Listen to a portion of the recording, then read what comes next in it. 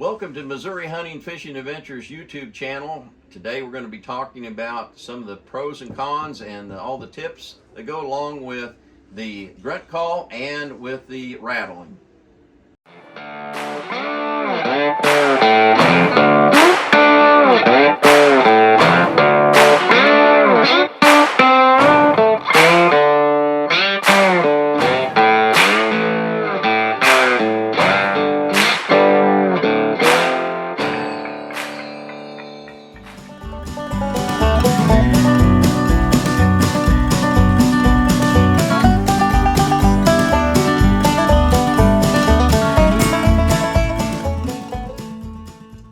To give you a little bit of idea of what we do when we grunt and rattle for deer.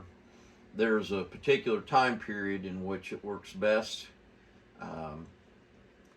I started bow hunting when I was 14, and I'm going to be in my mid 50s, and so I've tried a lot of different time periods and a lot of different things that didn't work. And so I'm going to tell you kind of what works for me over the years that I've tried to rattle and grunt. I grew up in Iowa and in the land of the giants, and had some really nice deer over the years respond to rattling. Didn't know what I was doing at the beginning. Knew that I needed to make the sound. Didn't understand kind of the whole concept of what I needed to do. But as you watch deer, as you see them spar, okay, there's different types of a sound that they make. When two younger bucks, when they are sparring, it's different than two mature bucks fighting. Totally different sounds. But some of those sounds still work for the deer to come investigate. And so for me, I like a lot of tine noises. I think the tine noises makes them curious. They want to know what's going on. So I use the tine noise to create a lot of high pitch frequencies out there, okay? And then with the grunt call, I use it for close in type sounds in order to attract those that are in close. So this is what I use as a beginning starting point to try to call in a buck.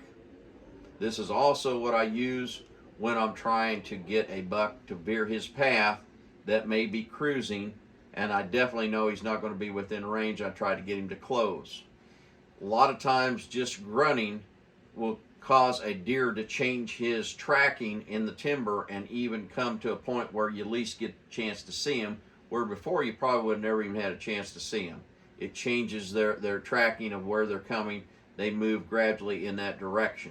Okay, so the grunt call, used primarily in close proximity, used to stop a deer, used to attract a deer to close them. Okay, get them to close within bow range. Okay, not always a necessity during rifle season when you have a lot of distance in which you can project. Okay, with a rifle, 300 yards is not something that you're going to have to grunt. Okay, you're going to be able to take that deer at that distance. Okay, so let's start with the grunt. Let's talk about what I use with the grunt. The buck, they make several different noises as they're grunting based on what they're doing to relate to that deer. Okay, if that deer is really hot, they're going to be really grunting. They're going to be close proximity to the tail of that deer, and they're going to be moving. Okay, but what I like to do is I like to make a grunt that is loud enough to perk them. You get their attention. So when I come out, and I use a muffle just like I would if I was duck calling. Okay, I use the muffle and I let it come off the muffle. I come down, I choke it down and let it come out. Okay, so the first thing I do, hold it just like a duck call. I put it in the top of my lip of my mouth. I have half of it in the bottom of the lip of my lower lip, and I'm using my tongue just like I do in a duck call. I stop the air with my tongue.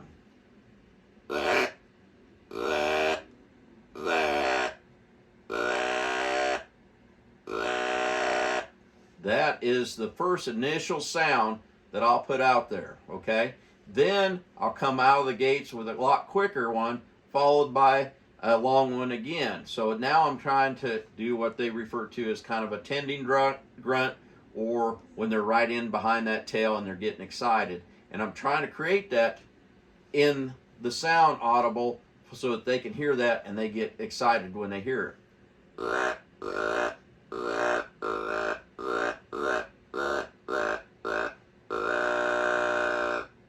Okay, that is long, short, short, short, long. Okay, and you say, how often do I do that? Well, I do that more based on light level than how many times I do it.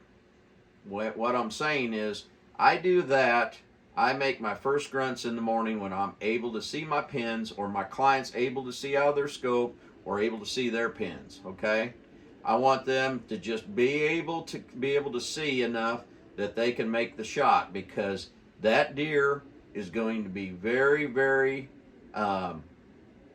mobile at night. They're going to be moving, and that first part of that light in the morning, they're still moving, and they're very brave about where they're going and what they're doing, so they're more apt to come to it during that time period. Same way, I wait until there's just enough light in the evening where I know that, hey, I can't see much longer, but yet I still have that 10-15 minutes of shooting light, and now I'm going to go ahead and do that same kind of series. I usually do it 3 times, okay, 3 times, and then I just wait and watch.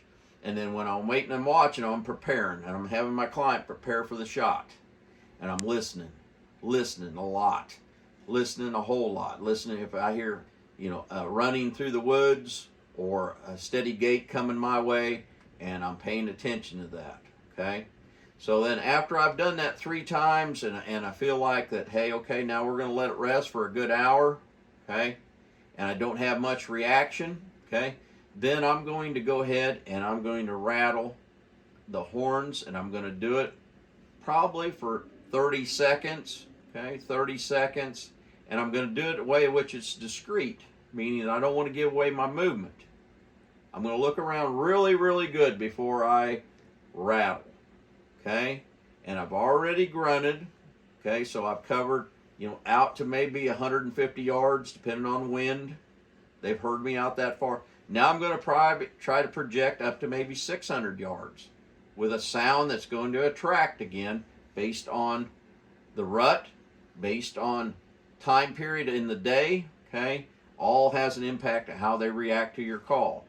So when I come up with a pair of rattling horns, I know some guys, they want 150 class rattling horns, okay. I don't want to carry that, okay. I carry a fanny pack, and the other thing is, I don't want to have something that I have to create a lot of movement up here and get caught with movement when they come charging in, or if they were out there and I just flat didn't see them, okay. I want to have something that I can actually change and not go together, but have one down and have one on top, and where I can get down and I can kind of get to a point where I'm watching and I'm not making a whole lot of movement, and if I can turn towards the tree, I'll turn towards the tree, or I'll actually get up where I have it facing the tree so that they don't see that movement.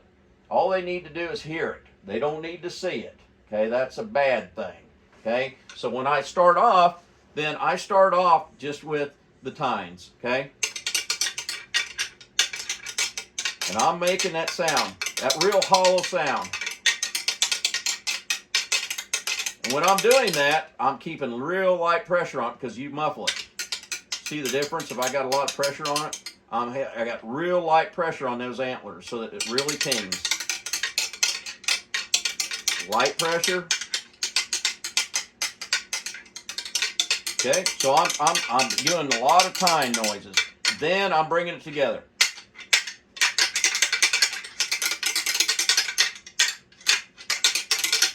Once again, a lot of tine noise. That's what has made a big difference to me. That noise right there, that's what they like. They like that tine noise. But then make it realistic, come together.